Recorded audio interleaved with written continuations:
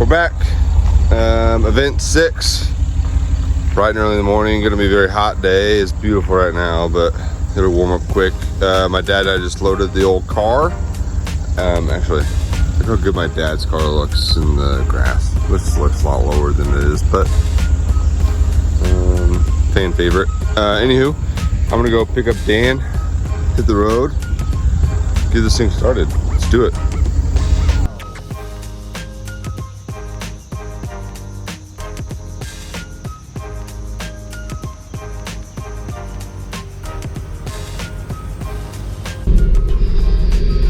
I don't know if I brought the energy today. We can do it. Event 6. Here we go. Back, or wait, new 9 disc golf nerd. New mindset. Yeah, except it's only 5. And we're in bad shape with the standings. After event 4, we're sitting in third, Second and third. Second, third in KMC class standings. Event 5, we had a real poor showing, and so we think he and I are now tied for second. And Adam Lewis is sitting comfortably in first at this point. Yeah, Patrick Darling is creeping up behind us for third place. Yeah, so time to get serious. We've got nationals coming up. Yeah, we have what? This event and maybe one more, and then nationals. Yeah. Yep. Yeah, this is a odd time of year for us because we have this event, and then next Sunday we have another event. Yeah. And I don't know if that's ever happened for us, anyways. But you know, we love racing, so we're not complaining about it. What are we looking for today? We're going to control tire temps a little bit better. We brought the sprayer. The sprayer, but off to a better start Step than last 1, time. Yeah. I will say that I think that was our main issue in event 5. No? Other than... I still felt like the car would not rotate. Yeah. So that's the other thing. I'm gonna mess with shock settings because I don't know. Wait, so I don't learn my lesson. Yeah, you looked into it. And what's your strategy? So funny story. I started Googling suspension tuning for Mustangs, specifically in autocross with like fighting turn in. And our friend Casey Stump, he was #1 search result on a post, forum post. I don't know how long ago, looking at the same issues, a couple other issues, but he was looking at that as well. And so the main takeaway I got from that forum post was, focus on the end of the car that you're struggling with. So like before I started researching, I was thinking, oh, we could take the rear bar back off, or I could make some more shock adjustments in the rear. And then all the advice I got, the best advice I thought I got was, no, don't focus on the opposite end of the car. Focus on the end of the car that you're struggling with, and we're struggling with turn in on the front of the car. So I'm going to focus on that. So I could do ride height adjustment. I can do sway bar adjustment. I can do shock adjustment. And of those options, the shock adjustment is by far the easiest and also like lowest impact as far as like going back. Yeah. Easily reversible. Yeah, I can't like make a suspension change or a sway bar change on course or in grid. That would take too long. And also I would not trust myself to get the back to zero preload on the sway bar end links just sitting on the pit. So we're gonna do some shock adjustments, and that's always a mixed bag, right? Everyone's got their own opinions. I'm not entirely sure which way I'm gonna go. I think we're sort of sitting slightly soft in the front, in the adjustment range. But yeah, that's funny you have to say everyone has different opinions, because I feel like if you asked every KMC guy in grid today what we should do, you would get 10 different answers. Yep. So it's just like a little bit of black magic going on here with the suspension tuning. Yeah, and I think that's by nature. That's just the way it is, because there's so many adjustments. There's so much you can do and get wrong. So yeah, we're gonna make a pit stop here for some brekkie and caffeine. Yeah. And then maybe we'll come back at you, or maybe you'll just see us in grid. Because we're bad at this. Yep. Alright. Pulling in now. See what kind of shit we we get at the gate. Wow, there's a lot of people here. Good.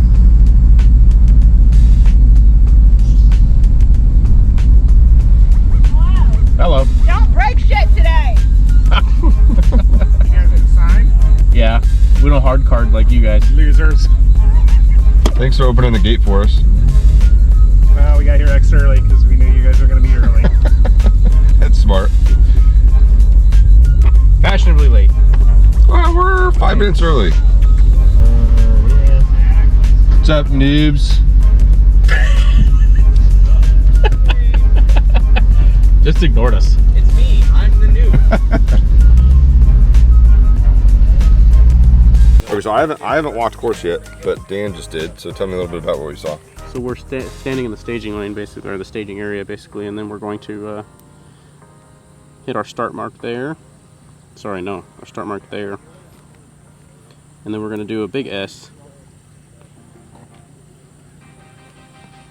And then this will be sort of a high speed, I don't know what you'd call it, just sort of like a big high speed S or chicane.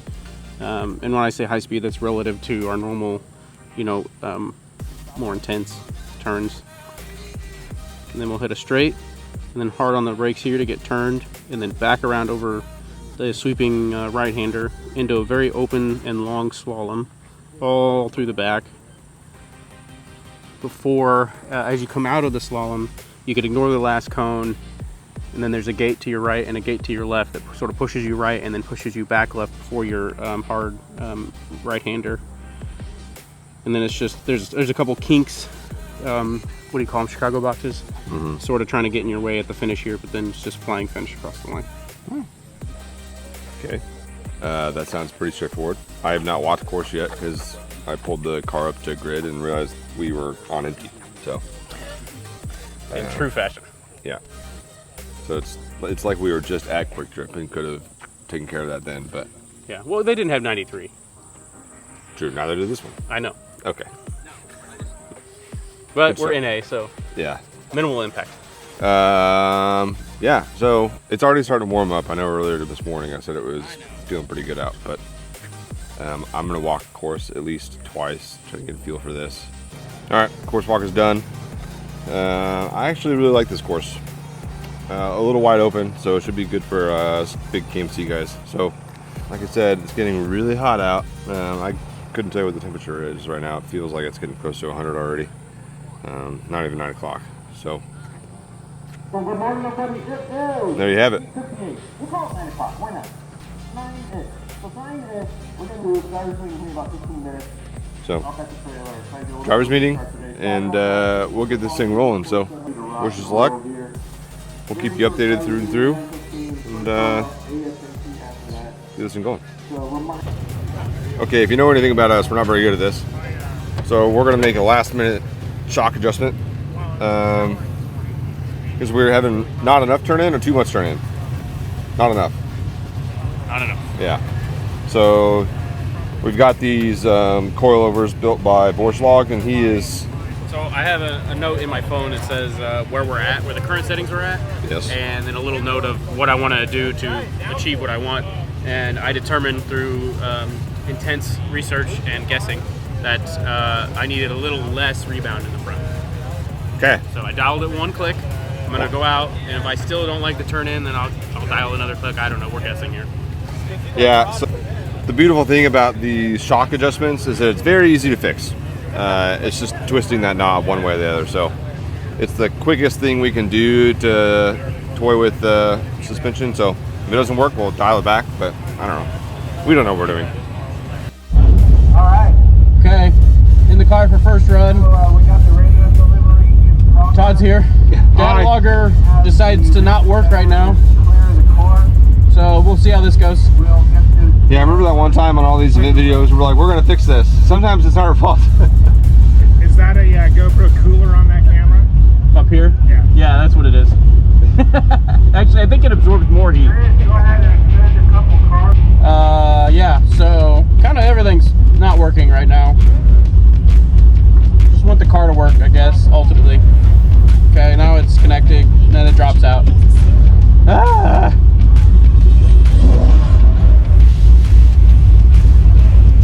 Hey Martin, are you ready?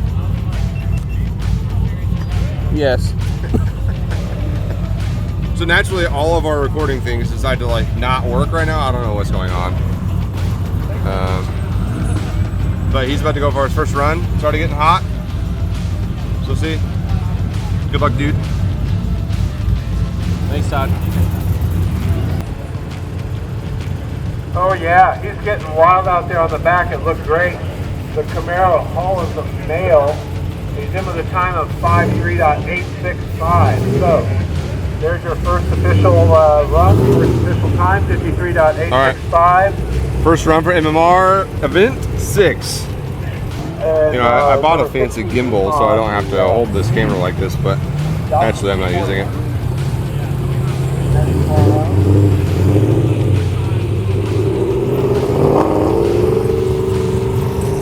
Alright.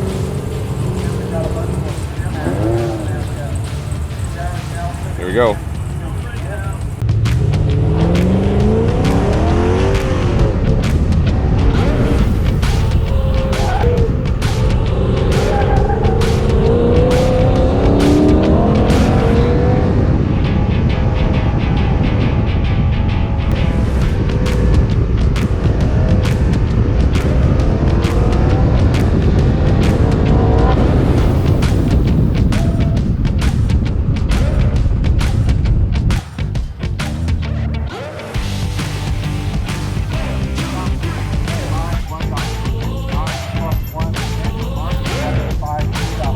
All right. How'd that feel? Bad. You hit a cone. You did. Okay. No time on the finish there. 52 something. All right. One run down. 3 to go. All right. I get a rerun because timing is a disaster currently. But hey, I'll take a free run. The course feels good, fast. See if we can clean it up some.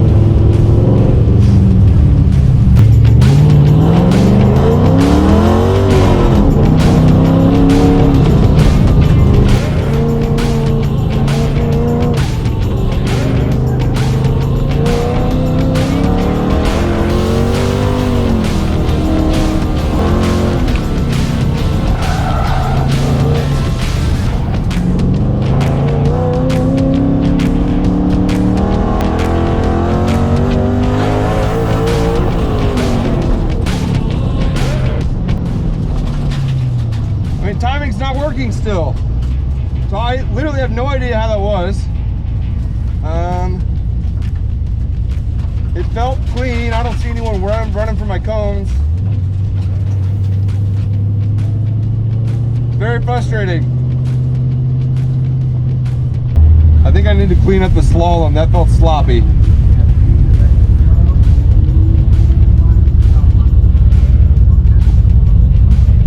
I have no time out there. Oh, it was a 52.5. It's clean though. Fuck. That felt fast. I was hoping for something better than that. Mindset? We suck. Yeah. Our times right now are not going to cut it. We're at least 2 seconds off. Yeah. I like the course. It's almost like not very challenging. Yeah. Okay, run 2. First run didn't feel good. Don't really have an answer for why. Maybe tires, but I don't know. They feel hot, so I don't know. We'll give it another go. GPS and logger are still not cooperating. Manually triggering everything. I think it's just too much to think about. I like to be faster than I am today.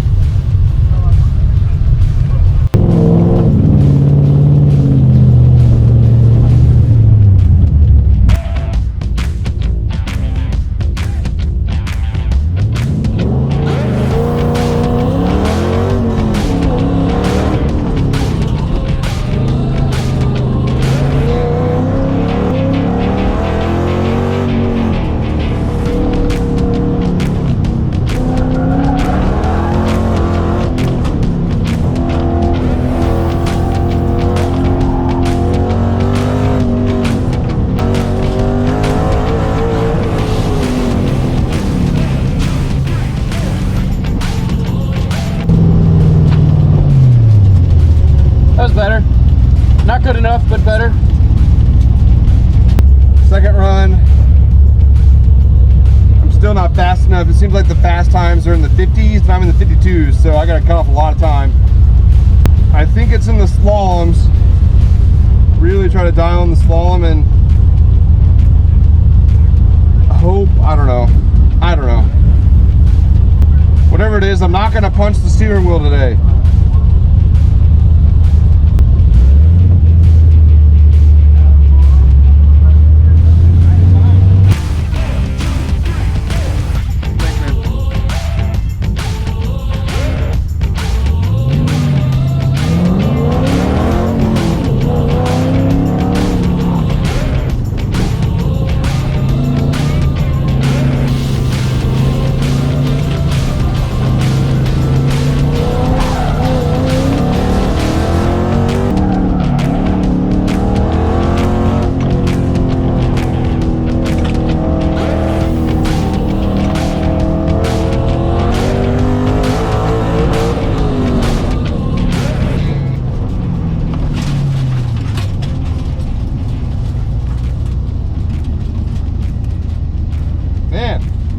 That felt fast, it was not fast.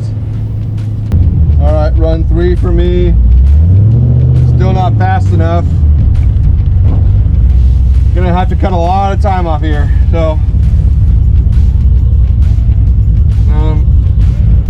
It's one of two things. The tires, or I'm just bad at this. I'm hoping it's number 1. I got this. I'm fully capable. All right, here we go.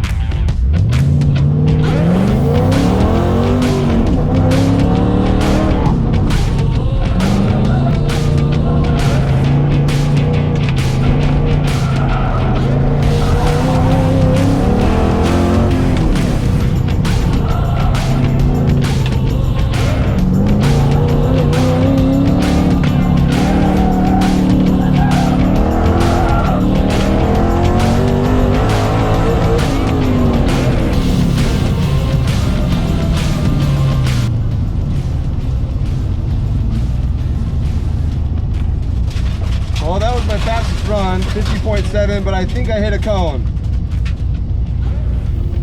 So, fuck me, I guess. I don't know what I did different there. Clean? As far as I can tell. Okay. Still second. Behind? That? No, 50.2. Oh, dude, car feels good now. We have it. Dude, go out there and crush a run. I'm serious. You got it. Yeah. Go crush it.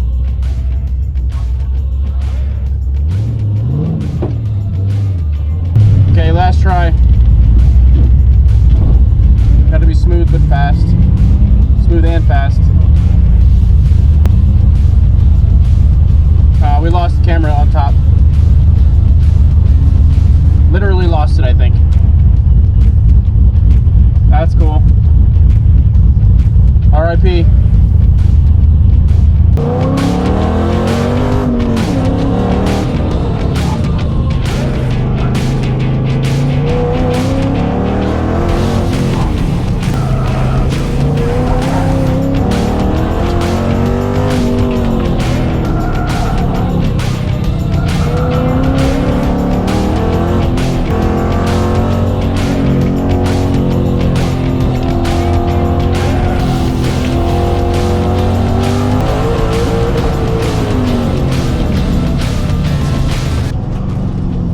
Guys, not enough.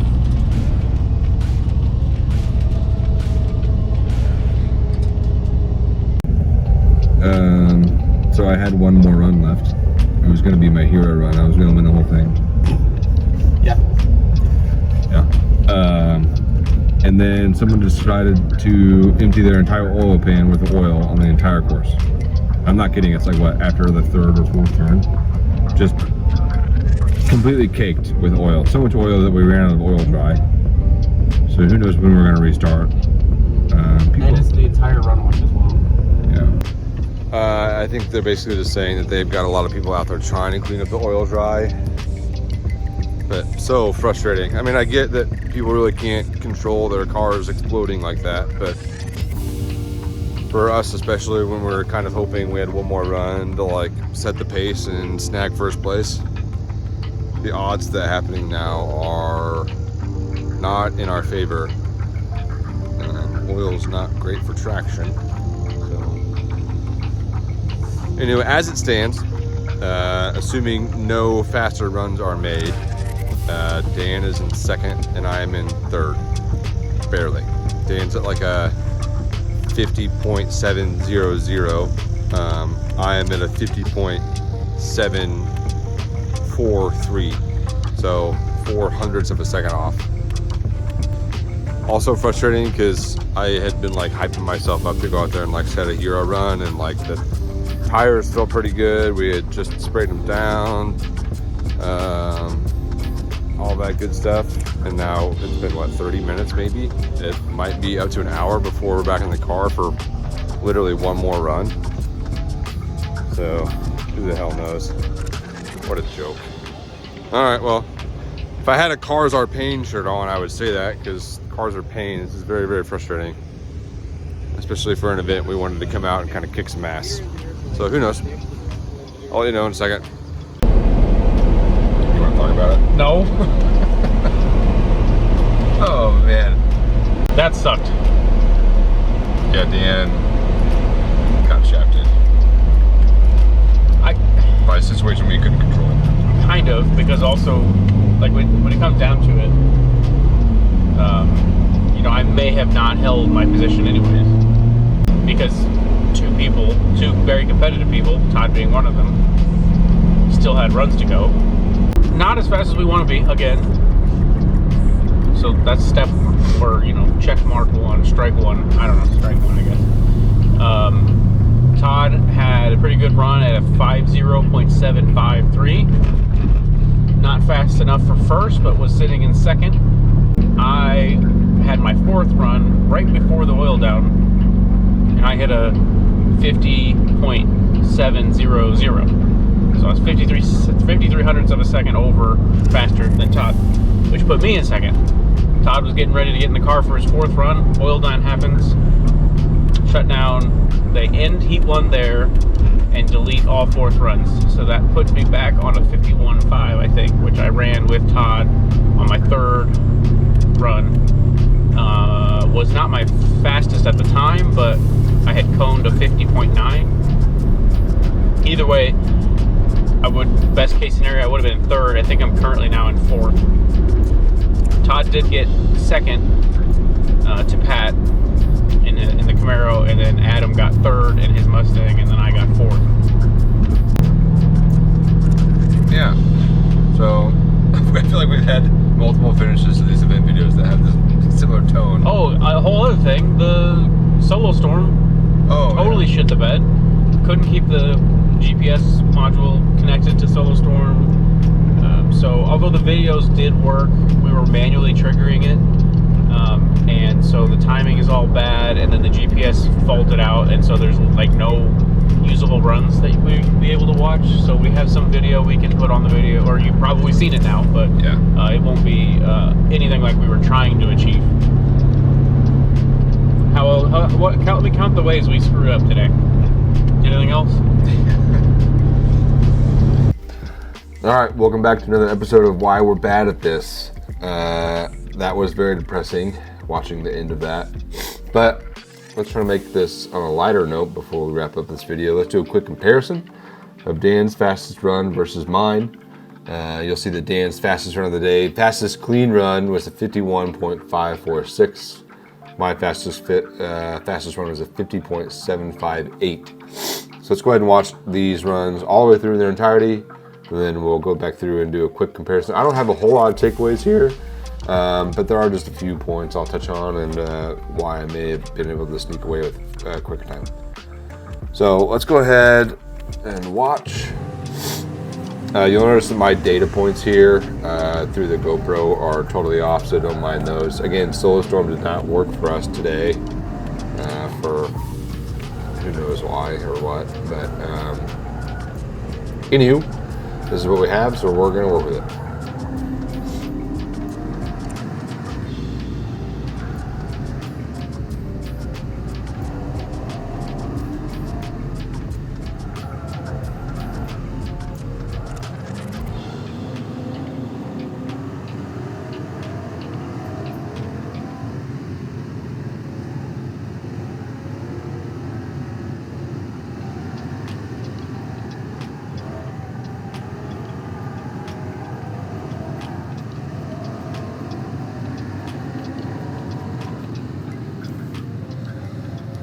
All right, there you have it. So let's go back through, rewatch those from the very beginning. I will say that Dan's fastest clean run, and this is a unique scenario because his fastest run was his fourth run, which got canceled due to the oil spill like we discussed earlier. So this run he did was earlier in the day. I don't think the tires were quite to temp yet, and we hadn't made some suspension adjustments. So I had all those things going for me on my fastest run here, so take that into account. I think that may be why I'm not seeing a whole lot of differences. Sorry, my dog. Vernon, stop. All right, so let's go back through. Similar start. I think you'll notice that right here on this first left-hander, I am slightly tighter than Dan is. Gets me ahead of him maybe by a 10th, if any. Then I end up taking this left-hander a little faster than he does and accelerating out of it quicker. You'll see the gap starting to show right here coming into this wide left-hander into the right-hander. I'm kind of exiting right before he is. We take this really tight corner through Goose Poop corner very similarly, almost the exact same line. And you'll see this is kind of where you're seeing the gap starting to really show. I'm hitting this first gate on the left-hand side. You'll see Dan's not quite to it yet. And I just carry this speed almost the whole way through the slalom. I'm not really gaining on him at this point, I don't think. I'm just maintaining that gap that I've gained. And then I think I widen this gap a little bit coming into here. Though I will say I took this line poorly. So you'll see, I think you've seen the videos, that they're on this last straight going into the finish. There's this kink that forces it to go right and then back left. I took this turn off of the slaloms too wide, which forces me to correct. I have to go further right here. You'll see that Dan lines himself up more of the middle here, so he has to correct slightly less than I do. Probably slow me down a little bit. But again, I was able to just kind of carry more speed through there and maintain a slightly tighter line than Dan. I will say, I do think the tires had a lot to do with that. I think the suspension changes had a lot to do with that. So unfortunately, Dan just kind of got shafted there with the oil spill, losing his fastest run of the day. But that's just kind of how autocross goes sometimes. That could have happened to any of us. I just got lucky with my third run being my fastest. Again, I didn't have a chance to run a fourth run. Who knows what would have happened there. So, anywho, as always, thank you guys for watching. We really appreciate the love and support we're getting on YouTube. I think we're almost to 400 subscribers, which is wild to me. Event 7 video should be coming out soon, and then Nationals. And then after that, we've got 3 more before the season's wrapped up. So we're in a tight race for first. We'll see if we can make up some points and make a good run at it. But until then, we'll see you guys later. Thanks for watching.